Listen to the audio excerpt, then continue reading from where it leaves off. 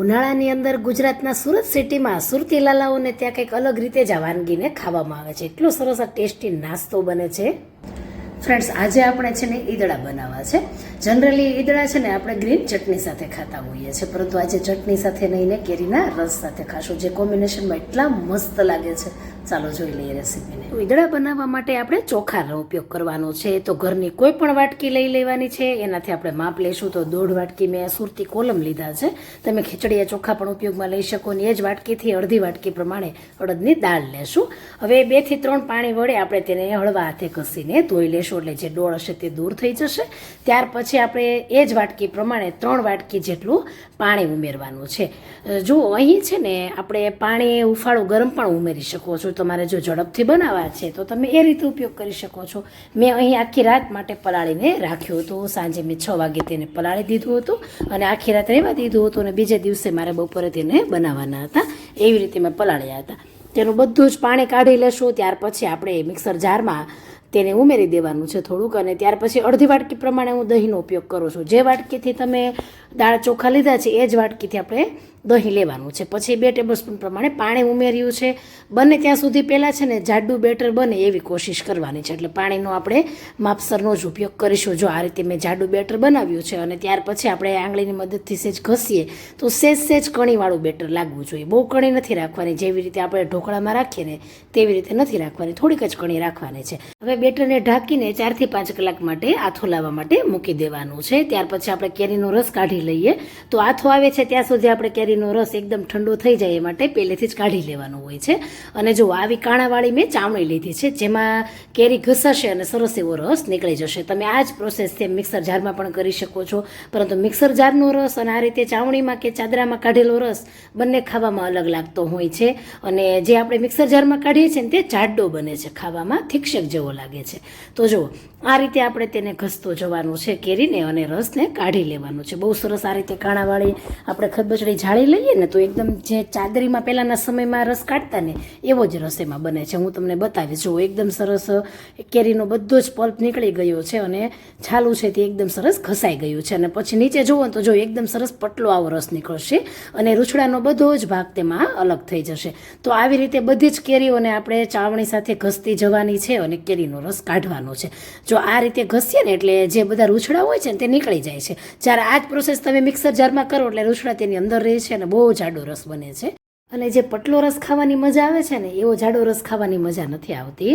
અને જ્યારે ઈદડા સાથે તમે રસ ખાઓ ને ત્યારે જો આમ પણ રસ છે આપણે ઠંડો જ ભાવે, તો ઈદડા બનાવો ને એ પહેલાં આપણે રસને જો આ રીતે કાઢીને અલગથી ફ્રીજમાં મૂકી દઈએ એટલે ઠંડો થવા, અને રસ ઠંડો થાય છે ત્યાં સુધીમાં જે ખીરું છે તેમાં સરસ એવો આથો પણ આવી ગયો છે. થોડીક નોર્મલી ખટાશ હોય ઈદડામાં તો ખાવાની ખરેખર ખૂબ મજા પડી જતી હોય છે. એટલે થોડુંક આપણે તેને આથો લાવવા માટે મૂકી દેવાના છે. તમે ઇન્સ્ટન્ટ પણ આને બનાવી શકો છો.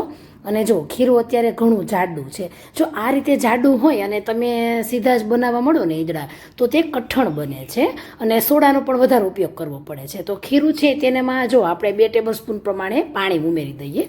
તો અત્યારે ટેબલસ્પૂન પ્રમાણે મેં ઉમેર્યું છે. કપમાં જોઈએ ને તો 1/3 કપ જેટલું પાણી થશે. જો આગળ આપણું ખીરું કેટલું જાડું હતું એ તમે જોઈ શકો છો, કે જે ધાર થાય છે તે અટકીને થોડી થાય છે, અને પાણી ઉમેરો તો એક ધારી ધાર થાય છે. તો આ રીતે આપણે બેટર રાખવાનું છે. હવે 1 ટેબલસ્પૂન જેટલું શીંગ તેલ ઉમેરી દઈએ. પછી એમાં આપણે મરીનો ઉપયોગ કરીશું. મરી વગર ઈદડા અધૂરા છે એટલે ચોક્કસ ઉમેરજો. તો 1 ટેબલસ્પૂન પ્રમાણે આપણે મરી છે તેને અધકચરી વાટી લીધી છે. તો આ રીતે જુઓ મેં અધકચરો તેનો ભૂકો કરી લીધો છે. ત્યાર પછી ઈદડાનો ટેસ્ટ વધારે સરસ આવે એ માટે આપણે 1 તીખું લીલું મરચું, આદુના 2-3 ટુકડા, અડધી ચમચી મીઠું, આ બધું સાથે ખાંડી લઈએ. મીઠા સાથે ખાંડવાથી એકદમ સરસ તે ઝીણું ખંડાશે. અને 1 ચમચી પ્રમાણે આપણે તેમાં ઉપયોગ કરવાનો છે. જો તમારે તીખું નથી ખાવું તો પછી તમે તેને સ્કીપ પણ કરી શકો છો, એમને પ્લેન પણ ઈદડા બનાવી શકો છો. પરંતુ રસ ગળ્યો છે તેની સાથે થોડાક તીખા ઈદડા હોય ને તો ખાવાની ખૂબ મજા પડે છે. અને સુરતીઓ તો ખાસ કરીને તીખું ખાવાના ખૂબ શોખીન હોય છે. હજી મને થોડુંક એવું ખીરું જાડું લાગે છે, એટલે 1 ટેબલસ્પૂન પ્રમાણે હું ફરીથી પાણી ઉમેરું છું. અને જુઓ ખીરું છે ને થોડું પાતળું હોય ને તો તમારે સોડાનો ઉપયોગ ઓછો કરવો પડે, પરંતુ એટલું બધું પાતળું નહીં કે એકદમ ચડવામાં પણ ટાઈમ લઈ લે એમ. તો જો હવે જે પ્રમાણે તમારે સ્ટીમર પ્લેટ હોય અથવા તમે થાળીમાં બનાવો છો તો થાળી પ્રમાણેનું આપણે અલગથી ખીરું લઈ લેવાનું છે અને અડધી ચમચી જેટલો હું ઈનો વાપરું છું. અને જો સોડા વાપરવો હોય ને તો ચપટી જ ઉપયોગમાં લેવાનો છે, કેમ કે એ વધારે સ્ટ્રોંગ હોય છે અને ઈનો છે એ થોડો હળવો સ્ટ્રોંગ હોય છે. અને જો મેં અહીં પાણી નથી ઉમેર્યું ઈનોને એક્ટિવ કરવા માટે, કેમ કે ખીરું છે ને એ ઓલરેડી આપણું કેવું પાણીવાળું ભીનું જ છે. ઉપરથી તમે મિક્સ કરો અને પછી નીચેથી મિક્સ કરી લ્યો એટલે એકદમ સરસ બબલી થઈ જશે, એક્ટિવ થઈ જશે અને મસ્ત એવો અહીં ઈનો છે તે બેટરમાં મિક્સ થઈ જશે. ત્યાર પછી અહીં પ્લેટ છે તેને આપણે તેલથી ગ્રીસ કરી લેવાની છે. અને આ રીતે તમારે ખીરાને અલગથી લઈને સોડા ઉમેરવાનો હોય છે કે ઈનો ઉમેરવાનો છે. બધા ખીરામાં ક્યારેય તમારે સોડા કે ઈનો નહીં ઉમેરવાનો. અને જ્યારે ખીરું છે પ્લેટમાં ભરો ને ત્યારે જગ્યા રાખવાની, કેમ કે તે ફૂલશે અને જો જગ્યા ન હોય ને તો પછી બહાર આવી જાય અને પરફેક્ટ બનતા નથી. ઉપરથી મરી પાવડર છાંટી લીધો છે. પછી આપણે ઢોકળિયાની અંદર તેને સ્ટીમ કરવા માટે મૂકી દેશું 12 થી 15 મિનિટ માટે. ગેસની ફ્લેમ ફાસ્ટ રાખજો. અને જો મેં કપડાથી ઢાંકણને કવર કર્યું છે જેથી આપણે જે સ્ટીમ એટલે કે વરાળ હોય તે ઠંડી પડે તો પાણી થાય, એ પાણી અંદર ન પડે. અને જો ચપ્પુથી આપણે ચેક કરીએ અને ક્લીન આવે એટલે આપણા ઈદડા અહીં છે એ સરસ એવા પરફેક્ટ બની ગયા છે. એકદમ મસ્ત એવો દેખાવ આવે છે ને ગરમ ગરમ હોય ને ત્યારે જે વરાળ નીકળે ને તેમાં મરીની સુગંધ પણ બહુ સરસ આવે છે. હવે ઉપરથી હંમેશા ઈદડામાં તેલ લગાવવામાં આવે છે, કેમ કે તે કોરા થઈ જાય ને તો સૂકા ન લાગે, ડ્રાય ન લાગે અને ગળામાં ખૂંચે નહીં. કેમ કે ઘણીવાર છે ને ઈદડા આપણને કોરા અને ડ્રાય લાગતા હોય છે. બહુ જ મસ્ત મરીવાળા આ ઈદડા તમે એમનેમ ગરમ ગરમ પણ આખી પ્લેટ ખાઈ જાવ ને એટલા સરસ બને છે. અને જો એકદમ મસ્ત દેખાય છે, સાથે સોફ્ટ પણ એટલા સરસ બન્યા છે. અને તમે જ્યારે ફરસાણમાં લેવા જાવ ને ત્યારે એકદમ પાતળા પાતળા ઈદડા હોય છે. જો સુરતની અંદર તમે જાઓ ને તો સ્પેશિયલ ફરસાણવાળાને ત્યાં જાઓ તો એકદમ પાતળા પાતળા અને મોટા મોટા સરસ એવા ઈદડા હોય છે. અને જ્યારે ઘરે ફરસાણ તરીકે ખાવાના હોય ત્યારે તે કટ કરીને આપે છે. એકદમ સરસ સ્પોન્જી બન્યા છે અને તીખા મરીવાળા રસ સાથે તો એટલા મસ્ત લાગે છે. ઠંડો ઠંડો રસ હોય અને તીખા મરીવાળા ઈદડા હોય તો બીજું તો કંઈ જોતું જ નથી. તો સુરતી લાલાઓની પહેલી પસંદ છે અનોખું અને સ્વાદિષ્ટ કોમ્બિનેશન મરીવાળા ગરમ ગરમ ઈદડા અને કેરીનો ઠંડો રસ. ક્યારેય તમે પણ ટ્રાય ન કરી હોય ને તો ટ્રાય કરજો અને તમારા ફ્રેન્ડ્સ અને ફેમિલીમાં શેર કરજો. અને જે મેં ટિપ્સ આપી છે ને એ પ્રમાણે તમે પણ બનાવશો તો જો કેટલા સરસ સ્પોન્જી બન્યા છે.